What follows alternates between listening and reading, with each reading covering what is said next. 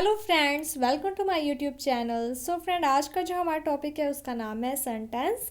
कि सेंटेंस क्या होते हैं, इसके कितने टाइप्स होते हैं और किस तरीके से ये पहचान की जाती है कि ये किस टाइप का सेंटेंस है। तो सबसे पहले मैं आपको बता देना चाहती हूँ, सेंटेंस जिसे हिंदी में कहते हैं वाक्य। जो भी हम बात बोलते हैं जिसका एक कंप्लीट मीनिंग होता है उसे हम सेंटेंस कहते हैं। इसके बाद जो सेंटेंस है इसके 3 टाइप्स होते हैं। एक होता है सिंपल सेंटेंस जिसे हिंदी में कहते हैं सरल वाक्य, जिसमें एक वर्ब होती है, सिर्फ एक वर्ब होती है। जैसे कि वह खेलता है, he plays, she eats, I run. इस तरीके के जिसमें एक ही वर्ब होती है और उसका एक मीनिंग होता है, तो उसे हम कहते हैं सिंपल सेंटेंस। एक सब्जेक्ट है जैसे आई और एक ही वर्ब है प्ले, तो सब्जेक्ट भी एक है, वर्ब भी एक है, तो ये क्या हुआ, सिंपल सेंटेंस। इसके बाद सेकंड जो सेंटेंस है उसका नाम होता है कंपाउंड सेंटेंस। कंपाउंड सेंटेंस में क्या होता है कि दो वाक्य, जैसे सिंपल सेंटेंस में एक सब्जेक्ट और एक ही वर्ब होती है, तो कंपाउंड जो सेंटेंस होते हैं उसमें दो वर्ब होती हैं। तो दो वर्ब होने के कारण इसे कहते हैं कंपाउंड सेंटेंस। और जो दोनों बातें होती हैं वो एक दूसरे के ऊपर डिपेंड नहीं होती हैं, बल्कि दोनों इंडिपेंडेंट होती है। जैसे कि वह स्कूल से घर आया और खेलने लगा। तो यहाँ पर एक सेंटेंस क्या है कि वह स्कूल से घर आया, और दूसरा क्या है, खेलने लगा। और इन दोनों सेंटेंस को जिसने ज्वाइन किया है, जोड़ा है, वो कौन सा वर्ड है, एंड। तो ऐसे जो सेंटेंस होते हैं उसे हम कहते हैं कंपाउंड सेंटेंस। इसके बाद थर्ड होता है कॉम्प्लेक्स सेंटेंस। कॉम्प्लेक्स सेंटेंस क्या होते हैं, ऐसे सेंटेंस जिसमें एक मेन क्लॉज होता है, मीन्स एक मेन वाक्य होता है, और जो दूसरा वाक्य होता है वो पहले वाले वाक्य पर डिपेंड होता है। जैसे कि अगर मैं कहूँ उसने कहा वह आज खेलने आएगा, तो यहाँ पर दो बातें हैं। एक है उसने कहा, अगर मैं डायरेक्ट ये लिख दूँ उसने कहा इतना बस, तो इसका कोई भी मीनिंग नहीं है।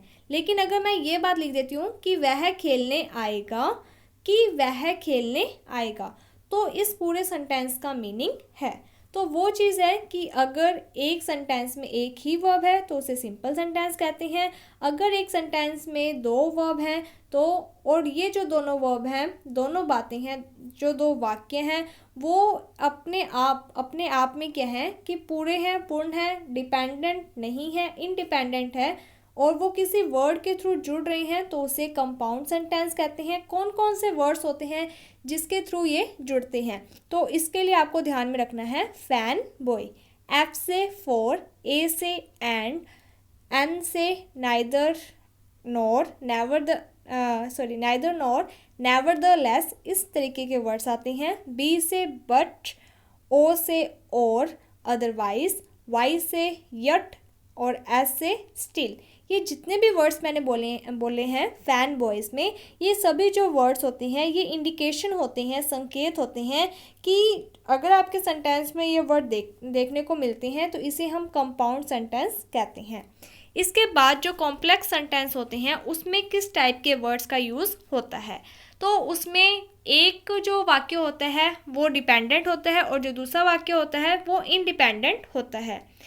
जहाँ पर एक क्लोज एक वाक्य दूसरे वाक्य के ऊपर डिपेंड है, उसका खुद का कोई मीनिंग नहीं है, तो वो कौन सा हो जाता है, कॉम्प्लेक्स। इसमें कौन कौन से वर्ड्स आते हैं, तो जैसे व्हाट, व्हाई, व्हेन, हाउ, इस तरीके के जितने भी वर्ड हैं, as, so as, that, if, so that, और सिंस, बिकॉज, फॉर, ये वाले जितने भी वर्ड्स होते हैं ये सभी, टिल, अनटिल, तो ये सारे किस में आते हैं, कॉम्प्लेक्स सेंटेंस में आते हैं।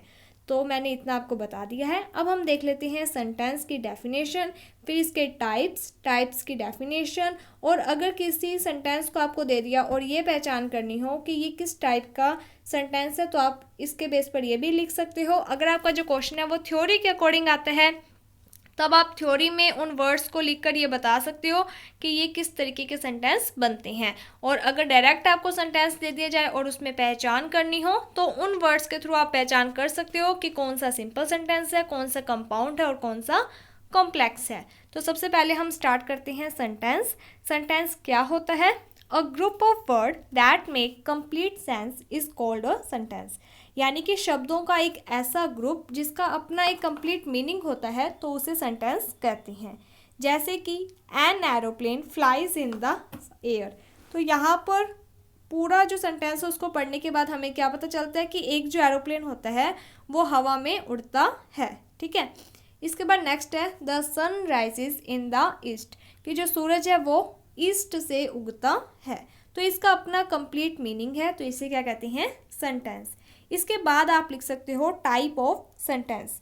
There are 3 types of sentence. 3 प्रकार के सेंटेंस के टाइप्स होते हैं। एक होता है सिंपल सेंटेंस, एक होता है कंपाउंड सेंटेंस और एक होता है कॉम्प्लेक्स सेंटेंस। सिंपल सेंटेंस, फिर आप इसकी डेफिनेशन लिख सकते हो। The sentence has only one subject and one predicate. Predicate को वर्ब भी कहते हैं। एक ऐसा सेंटेंस जिसमें एक ही सब्जेक्ट होता है और एक ही प्रेडिकेट होता है, and therefore a simple sentence, तो उसे हम सिंपल सेंटेंस कहते हैं। जिस सेंटेंस में एक सब्जेक्ट और एक वर्ब है उसे हम सिंपल सेंटेंस कहते हैं। फिर आप एग्जांपल में बता सकते हो an honest man is loved by all, कि एक ईमानदार पर्सन को लव किया जाता है, पसंद किया जाता है सभी के द्वारा। तो यहाँ पर एक ही सब्जेक्ट है, वो है एन ऑनेस्ट मैन, और एक ही वर्ब है जिसे प्रेडिकेट भी कहते हैं और वो है लव्ड। तो यहाँ जहाँ पर भी एक वर्ब एक सब्जेक्ट है वो सिंपल सेंटेंस है। एंड यहाँ पर लिखा हुआ है अ simple sentence is one which has only one finite verb. Simple sentence वो होता है जिसमें एक ही फाइनाइट वर्ब होती है। इसके बाद नेक्स्ट है कंपाउंड सेंटेंस। कंपाउंड सेंटेंस क्या होते हैं? तो सबसे पहले मैं आपको एग्जाम्पल के थ्रू बता देती हूँ। पहले आपको वैसे वहाँ पर अगर थ्योरी के रूप में क्वेश्चन आ रहा है तो वहाँ पर आपको डेफिनेशन लिखनी चाहिए, तो वो आपको बाद में मैं आपको बता दूंगी कि किस तरीके से आपको लिखना है। बट यहाँ पर एक बार हम समझ लेते हैं। द मून रोज, इसका मीनिंग क्या है कि जब मून रोज होता है, उगता है, एंड एवरीथिंग लुक ब्राइट, तो हर एक जो चीज़ है वो चमकने लग जाती है। तो दोनों देखो, अगर आप सेंटेंस देखते हो तो दोनों में क्या है, एक तरफ तो क्या है कि जो मून है वो उगता है, ठीक है, तो यहाँ पर एक जो वर्ब है वो तो होगी रोज, और जो सेकंड वर्ब है वो आपकी है लुक्ड। और ये दोनों जो बातें हैं ये एंड से जुड़ी हुई हैं। तो जहाँ पर दो बातें एंड से जुड़ी हुई हो तो वो कौन सा सेंटेंस होता है? Compound sentence. I got the book from the library, कि मैंने लाइब्रेरी से वो बुक ले ली है, and read it and enjoy it, और ये एंड से जुड़ा हुआ है। और यहाँ पर जो वर्ब है वो कितनी है? एक तो आपकी है गॉट, सेकंड है रीड, थर्ड है एंजॉयड। देखो, बुक पहले लाइब्रेरी से ली, ये एक बात है। दूसरी बात, उस बुक को पढ़ा गया, ये दूसरी बात है। तीसरी बात कि उस बुक को पढ़कर एंजॉय हुआ, ये तीनों बातें हैं। और ऐसा नहीं है कि ये तीनों ही बातें एक दूसरे के ऊपर डिपेंडेंट, नहीं। आप ये भी लिख सकते हो कि मैंने बुक लाइब्रेरी से प्राप्त की। आप ये भी लिख सकते हो मैंने बुक को रीड किया, और आप इस तरीके से भी लिख सकते हो कि मैंने उस बुक को एंजॉय किया। तो यहाँ पर 3 वर्ब हैं, 3 बातें हैं, लेकिन ये जो तीनों बातें हैं वो अपने आप में डिपेंड नहीं है, इंडिपेंडेंट है। तो यहाँ पर क्या लिखा हुआ है? The sentence first is made up of 2 parts joined by a coordinating conjunction.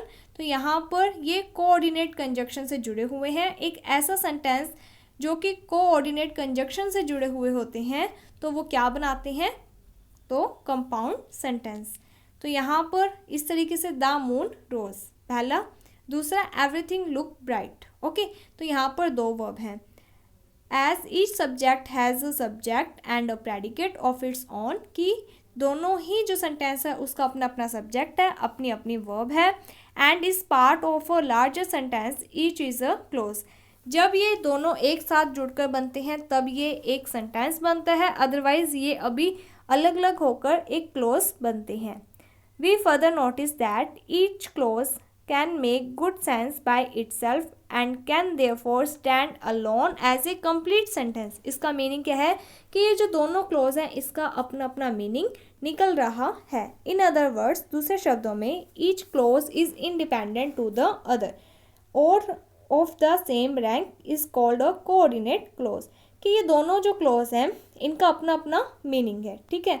इसीलिए ये जो सेंटेंस हैं ये इंडिपेंडेंट सेंटेंस आते हैं और इसे हम कोऑर्डिनेट क्लोज कहते हैं, क्योंकि हमने इसे कोऑर्डिनेट कंजक्शन के थ्रू जोड़ा था और वो कंजक्शन क्या था, एंड।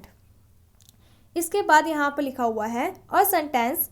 तो यहाँ पर अगर क्वेश्चन जैसे आपको डेफिनेशन लिखनी है तो सबसे पहले आप ये डेफिनेशन लिखोगे कंपाउंड सेंटेंस की, उसके बाद ये सारी बातें आप एग्जाम्पल के थ्रू लिख सकते हो। और sentence which is made up of coordinate close is called a compound sentence, कि एक ऐसा सेंटेंस जो कि कोऑर्डिनेट क्लोज से मिलकर बना हुआ होता है उसे कंपाउंड सेंटेंस कहते हैं। फिर आप लिख सकते हो कि कोऑर्डिनेट जो क्लोज होते हैं the sentence second is made up of 3 coordinate sentence. अब आप सेकंड का जो एग्जांपल है वो दे सकते हो, जैसे कि I got the book from the library. पहला क्या था क्लोज, कि मैंने लाइब्रेरी से बुक प्राप्त की। दूसरा है आई रीड इट, उसके बाद मैंने उस बुक को पढ़ा। थर्ड है आई इंजॉयड इट, फिर मैंने उसे इंजॉय किया। तो ये जो तीनों क्लोज हैं ये अपने आप में कंप्लीट है, इंडिपेंडेंट है और ये बाद में एंड वर्ड से जुड़े हुए हैं। Such a sentence is also called a compound sentence. A compound sentence is one which consists of 2 or more coordinate close. इसमें जो क्लोज हैं वो 2 भी हो सकते हैं, 2 से ज़्यादा भी हो सकते हैं, बस इनका अपना अपना एक मीनिंग निकलना चाहिए। जब हम इसे अलग अलग कर देते हैं तो इन सभी का अपना अपना एक मीनिंग निकलना चाहिए, ऐसा नहीं है कि एक क्लोज दूसरे के ऊपर डिपेंड हो। इसके बाद यहाँ पर जो नोट वाली बात है अगर आप चाहो तो आप लिख सकते हो the sentence first which consist of 2 coordinate close is called a double sentence. जिसमें 2 कोऑर्डिनेट क्लोज हैं इसे हम डबल सेंटेंस कहते हैं। While the sentence second which consist of more than 2 coordinate close is called multiple sentence. और जहाँ पर 2 से ज़्यादा है इसे हम मल्टीपल सेंटेंस कहते हैं। इसके बाद जो थर्ड है उसका नाम है द कॉम्प्लेक्स सेंटेंस। अगर आपका क्वेश्चन ये आ जाए कि what is sentence and right the type, ठीक है, तो आपको सबसे पहले क्या करना है, आप सेंटेंस लिखकर डेफिनेशन लिखोगे, 2 या 3 एग्जाम्पल दोगे, उसके बाद फिर आप एक हेडिंग बनाओगे टाइप ऑफ सेंटेंस, फिर आप लिखोगे there are 3 type of sentence. फिर आपको क्या करना है कि पहली जो लाइन है उसमें लिख दोगे आप सिंपल सेंटेंस, सेकंड लाइन में आप लिखोगे कंपाउंड सेंटेंस और थर्ड लाइन में आप लिखोगे कॉम्प्लेक्स सेंटेंस। फिर आपको फिर से एक हेडिंग बनानी है सिंपल सेंटेंस, फिर आपको सिंपल सेंटेंस की एक डेफिनेशन लिखनी है जिसमें आप बताओगे कि एक ऐसा सेंटेंस जिसमें एक सब्जेक्ट और एक प्रेडिकेट मीन्स एक वर्ब होती है उसे सिंपल सेंटेंस कहते हैं। देन आपको वहाँ पर 2 एग्जाम्पल लिख देने हैं और वहाँ पर आप जैसे एक एग्जाम्पल लिखते हो आई ईट मैंगो, ठीक है, तो आई आप लिख देना सब्जेक्ट, ईट हो जाएगा वर्ब, ठीक है। तो यहाँ पर एक सब्जेक्ट है और एक वर्ब है। उसके बाद आप लिखोगे कंपाउंड सेंटेंस। फिर आपको क्या करना है, कंपाउंड सेंटेंस की सबसे पहले डेफिनेशन लिखनी है जो कि हमने अभी यहाँ पर पढ़ी है, जो मैं आपको दिखा देती हूँ। इस तरीके से फर्स्ट लाइन जो लिखी हुई है a sentence which is made up of coordinate close is called compound sentence. इसके बाद अब आपको क्या करना है कि यहाँ पर आपको जो एग्जाम्पल स्टार्टिंग में दे रखे हैं, पहले आप फर्स्ट एग्जाम्पल लिखोगे, उसके बाद जो फर्स्ट एग्जाम्पल को एक्सप्लेन किया गया है आप उसे लिखोगे, देन आप सेकंड एग्जाम्पल लिखोगे और उसे एक्सप्लेन कर दोगे, जो कि आपको नीचे यहाँ पर इस तरीके से एक्सप्लेन कर रखा है, the sentence second is made up of. इसके बाद आप यहाँ पर जो नोट वाली लाइन है इसे लिख सकते हो। देन आप अपना नेक्स्ट जो हेडिंग है वो दोगे द कॉम्प्लेक्स सेंटेंस। अब कॉम्प्लेक्स सेंटेंस क्या होते हैं, सबसे पहले आप इसकी भी डेफिनेशन लिखोगे जो कि यहाँ पर है, मैं दिखा देती हूँ।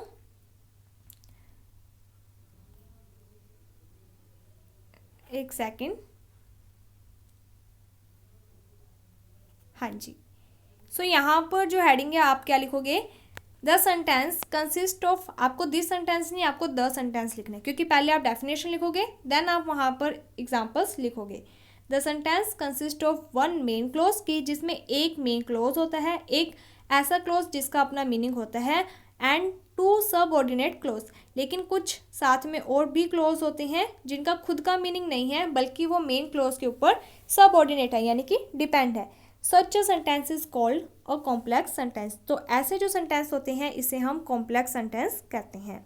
फिर आप नीचे वाली लाइन लिख सकते हो, अ कॉम्प्लेक्स सेंटेंस इज वन एक कॉम्प्लेक्स सेंटेंस वो होता है which consist of one main close, जिसमें एक मेन क्लोज होता है, एंड वन और मोर सबऑर्डिनेट या डिपेंडेंट क्लोज, और दो या तीन या ज़्यादा भी, ठीक है, एक दो तीन जितने भी, और जो बाकी के क्लोज होते हैं वो उसके ऊपर डिपेंड होते हैं, तो उसे हम कॉम्प्लेक्स सेंटेंस कहते हैं।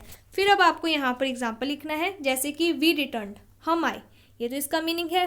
व्हेन द सन सेट, जब सूरज सन सेट हुआ यानी कि अस्त हुआ, तो आप ये लिख सकते हो ना वी रिटर्न, इसका मीनिंग तो है, लेकिन व्हेन द सन सेट, जब सूरज अस्त हुआ, इसका कोई मीनिंग नहीं है।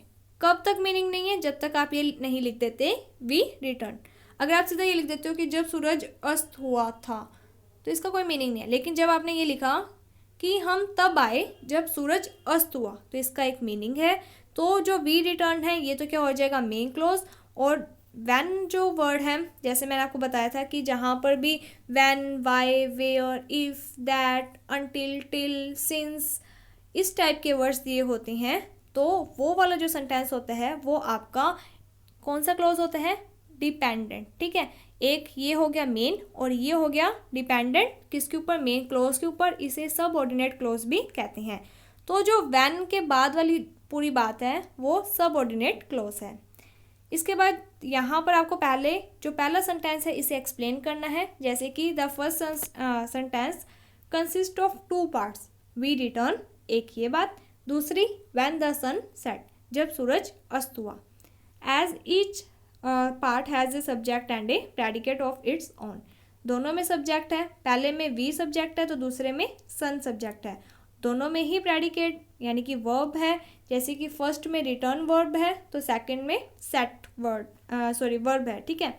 तो दोनों ही क्लोज हुए, दोनों में सब्जेक्ट है, दोनों में प्रेडिकेट है, लेकिन इसमें क्या है, we further notice the clause, अगर हम इस क्लोज को ध्यान से देखें, वी रिटर्न, हम वापस आए, make good sense by itself, इसका खुद का अपना एक मीनिंग है, एंड कैन स्टैंड अलोन, और ये अकेले में भी पूर्ण है, कंप्लीट है, ठीक है। Such a clause is called the main and principal clause, तो इसे हम मेन या प्रिंसिपल क्लोज कह सकते हैं।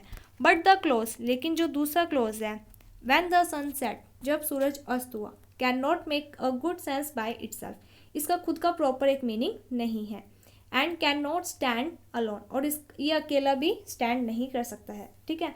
इट डिपेंड्स, और ये डिपेंड है किस चीज़ पर, for its full meaning on the close, इसका पूरा मीनिंग तब तक नहीं निकलता जब तक कि हम वी रिटर्न नहीं लिख देते। सच अ क्लोज, तो इस तरीके का जो क्लोज होता है इसे हम डिपेंडेंट या सबऑर्डिनेट क्लोज कहते हैं। इसके बाद यहाँ पर जो सेकंड सेंटेंस है फिर आप वो लिख देना, जैसे कि as we tired to enter the inn, ठीक है। तो यहाँ पर जो एज वर्ड हो गया और एज के बाद ये जो इन तक की बातें हैं ये सारी क्या है, ये आपकी डिपेंडेंट क्लोज में आती है। इसके बाद आगे जो लाइन लिखी हुई है, the innkeeper said that there was no room, और ये जो है ये आपकी मेन बात आती है।